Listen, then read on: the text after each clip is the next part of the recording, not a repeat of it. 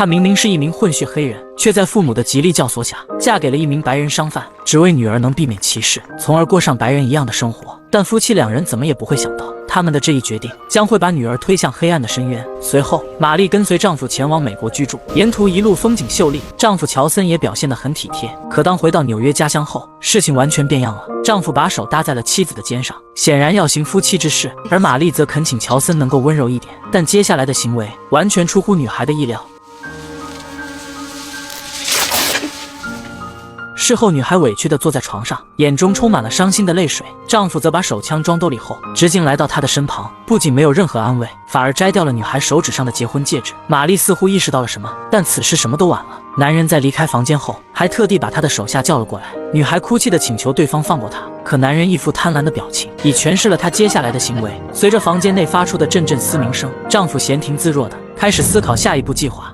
第二天，玛丽被这个男人锁上了手铐，然后带到了一个奴隶贩卖的市场。尽管女孩想极力挣脱，但事已至此，无论如何苦苦哀求都无济于事了。随后，玛丽被手下押上了展览台，甚至台上的奴隶还没交易完，就轮到了女孩进行报价。因为年轻漂亮的奴隶实在是市场紧缺的商品，当然报价也是高得离谱。接着，男人暴力地扯开女孩外套，只为向众人展示较好的身材。与此同时，场下涌进一名中年绅士，看着台上可怜楚楚的女孩，似乎她很有意思。但随着竞拍者的报价，女孩很快打断了他。 Stop this! I'm not a slave. I'm not a slave. Listen to me.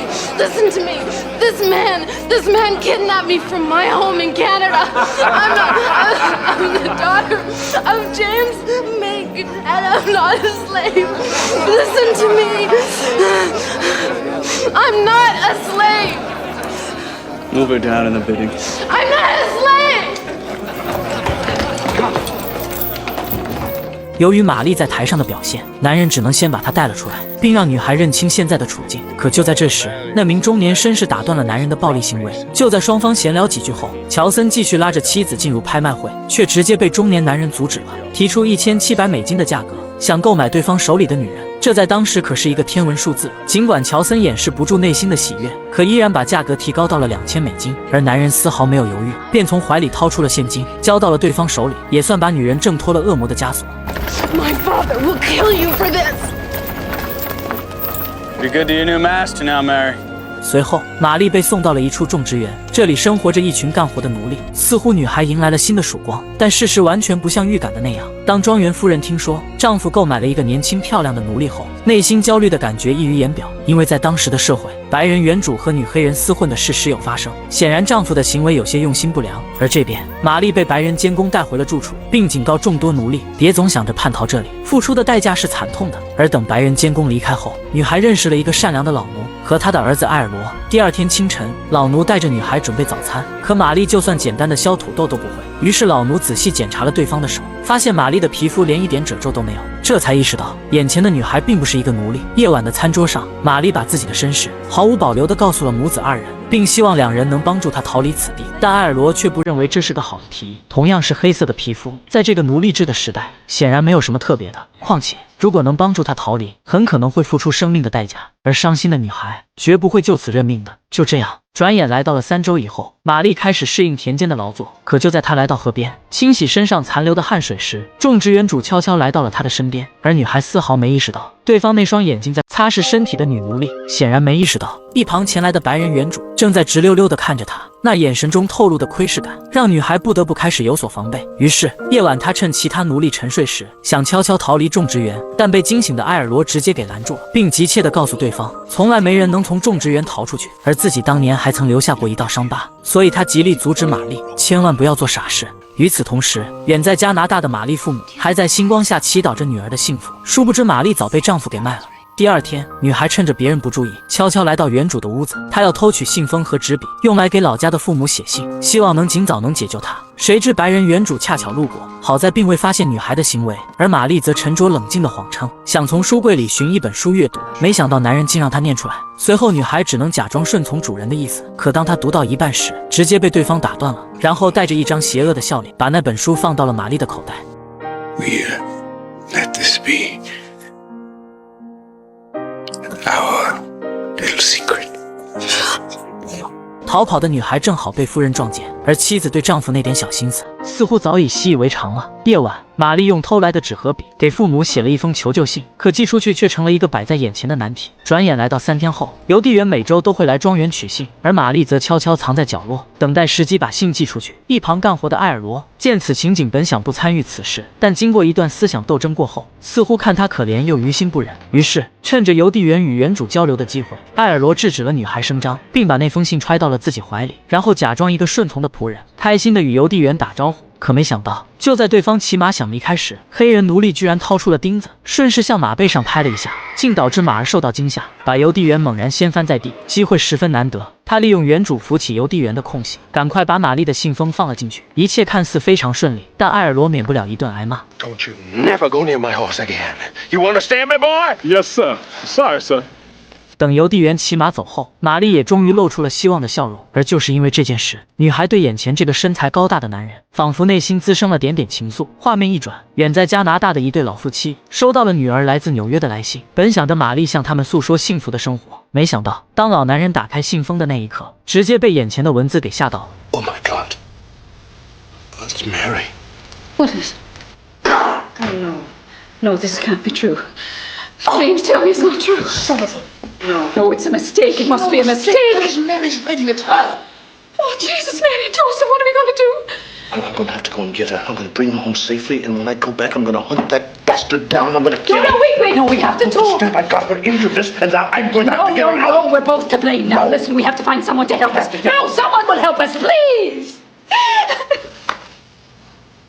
第二天，明克带着妻子找到了颇具权势的艾伦勋爵，希望尽快能与华盛顿方面沟通，让女儿早日摆脱困境。因为黑人明克在多伦多是一名大商人，能接触到上层人士，这也是他把女儿极力嫁给白人的初衷。但事实完全与他想象的不同，由于双方边境战事连连，因为一名黑人与对方谈判，显然有所不妥，所以勋爵只能拒绝了明克的要求。夜晚，沉思过往的男人流下了泪水，或许正是当初自己自私自利的决定，才让女儿遭受如此大的劫难。于是，在深思熟虑后，心急如焚的夫妻二人决定去往美国南部，亲自解救女儿。可过程并不像想象的那么容易，两人还未离开多伦多，就遭到了当地白人持枪相向，因为黑人是不允许在半夜出来的。好在明克在当地很有威望，及时表达了自己的身份，才避免了不必要的误解。但当夫妻二人隔天赶到去往美国的车站时，情况完全变样了。明克还想利用自己的身份地位，向车站售票员的白人表示高傲姿态。可知这个偏远的地界根本就没有所谓的黑白平等，一个黑人想在这里装腔作势，巡视的警官随时可以要他的命。好在白人妻子急中生智，告知对方明克其实是他的奴隶，并向白人售票员表示歉意后，才化解了这场危机。于是两人终于坐上了去往纽约州的火车。可那个充满奴隶制的国度又会给二人带来怎样的阻碍，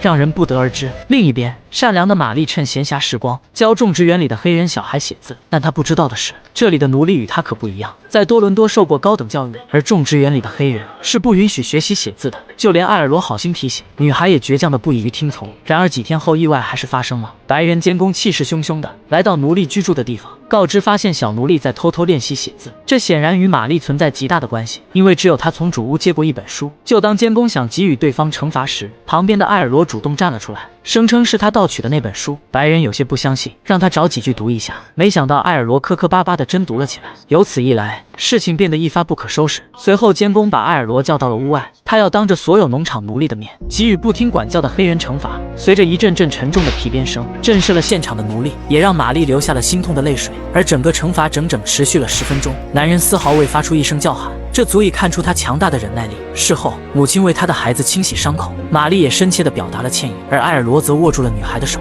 仿佛像一个勇士般保护自己心爱的女人。转眼过去3天后，明克与妻子终于来到了美国南部，而玛丽依然成黑人女孩显然没意识到，原主竟把手搭在了她的肩上，导致包土豆的女孩惊吓地划伤了手指。可更让她没预料到，对方居然试图用嘴帮她清理伤口，就连旁边的奴隶都看不下去了。而如此肆无忌惮的行为，让玛丽极力挣脱了对方的束缚。Don't you ever touch me again.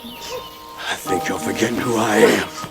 I paid a great deal of money for you. I'll do with you as I please. 白人原主的计划再次落空，但显然不会就此放弃的。第二天，玛丽端着一盘糕点来到主屋招待原主的客人。可当看到眼前的中年女人时，女孩震惊地打烂了手中的食物，因为眼前这个白人女士正是自己多年未见的母亲，显然是家人解救她来了。但为了不引起原主的怀疑，所以两人都表现得很谨慎。而等到女孩来到马厩时，同样看到了她的父亲。父女二人痛苦地拥抱一起，太多的辛酸与磨难，让老男人难言悔恨的泪水。而现在唯一所面临的是如何带女儿逃离种植园。另一边，原来玛丽的母亲假装一名富有的女商人，以购买原主的土地为由，得到了夫妻二人的信任，并想在这里多住几日，以便他对土地深度考察。而实际则是为解救女儿而拖延时间。夜晚，三人开始商量逃跑计划。在多伦多生活多年的明克认为，他们应该从大陆驾车逃跑，以便快速地到达车站。可奴隶埃尔罗则不这么认为，以他多年在此生活的经验来看，更应该从茂密的森林逃脱。两人为此争论不休，甚至明克认为对方在多管闲事，明明自己就是黑人，却偏偏看不起同样流淌血液的同族。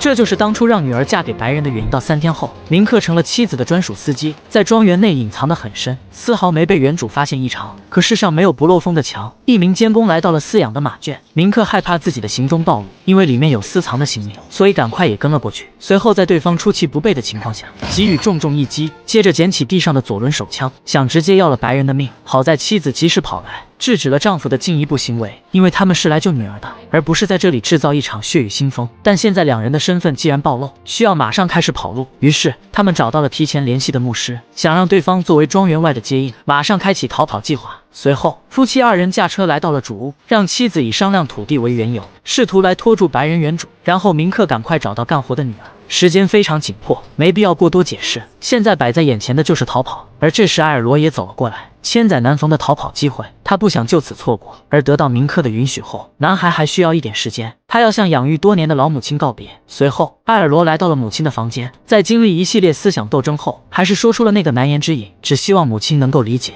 他一直坚持追求自由的理想。而在双方短暂的告别后，母亲让他头也不回地往前走，永远不要回头。或许此时只有母亲才能感受到那份永远割舍的痛。与此同时，另一名白人监工也来到了马圈，发现了一架隐藏的马车和一些更换的衣物，而明克则毫无紧张地走了进来，向对方表达自己的真实身份。之所以明克如此心如止水，源于后面有人要敲晕白人的脑袋。而等白人监工清醒时，他立刻跑了出去，发现马车并没有跑多远，于是赶快骑马追了上去。可就在阻止对方逃跑之时，却发现里面并没有人，显然中了调虎离山之计。另一边，埃尔罗和玛丽成功逃了出去，与早已等候多时的牧师会合，然后把两人用扇布盖好后，继续开启逃亡之路。与此同时，玛丽还在与原主商讨土地问题。可随着一阵铃声，显然园内出了大事。果不其然，白人监工立刻汇报了奴隶逃跑的情况，而玛丽则趁着大乱，赶快跟随前来的丈夫逃离了现场。经过一段时间的赶路，夫妻二人终于和女儿会合了。但现在可不是叙旧的时候，他们需要马上制定逃跑方案。这边，白人原主怒不可遏，随即命令手下找了一件玛丽穿过的衣服，试图利用猎犬寻气味追击。可没想到一路来到了自己的房子，就在猎犬向楼上奔跑时，却不料把夫人给困住了。原主这才恍然大悟，原来几人早已做好了安排。就在男人束手无策之时，玛丽的前夫居然找上了门。看来奴隶逃跑的消息着实传得够快，而乔森根本就不是贩马的商人，而是一个经验丰富的捕魔手。他可以在短时间把逃跑的奴隶抓回家，但提前需要支付3000美金，成功的话再支付3000美金。尽管价格很高，但目前也只有这种办法。而捕奴者果真有手段，仅1天就发现了逃跑的几人。他们奋力穿梭在丛林中，可拖家带口显然跑不过对方的追逐。同时，由于车速过快，玛丽还不小心掉了下去。就在父亲把她抱起时，追击的二人眼看近在咫尺，于是明克要求妻子先行离去，而他抱着玛丽钻进了树林。同样，乔森和手下也兵分两路，甚至露出一副胜券在握的样子。而这边，埃尔罗终于和女人到达了海边，接应的早已等候多时，可追击者也同样时间赶到，然后掏出枪让对方束手就擒。谁知螳螂捕蝉，黄雀在后，明克向接应者支付了很多现金，怎能不对整个事件负责呢？画面一转，明克抱着女儿碰到了阻挡通行的乔森，他们可都是老相识了。女儿正是因为嫁给这个家伙，才惨遭被卖到了种植园。老男人早对乔森恨之入骨，可对方手里有武器，显然自己不能轻举妄动。但就在双方僵持阶段，明克果断出击，一把夺过了对方手中的枪，然后狂揍这个人面兽心的家伙。Daddy! Son of a bitch! Daddy! Daddy! Daddy! Stop! Stop! 可玛丽太善良了，她居然阻止了父亲的进一步行为，本想让乔森赶快离开，可男人兜里居然还有一把枪。如此一来，林克似乎凶多吉少。但就在千钧一发之际，玛丽果断捡起地上的手枪，直接击毙了受伤的乔森。于是，父女二人赶快离开了此地，一切悲惨遭遇即将远去，一家人也有惊无险的汇合了。随后，他们坐上了小船，离开了这个不属于他们的世界。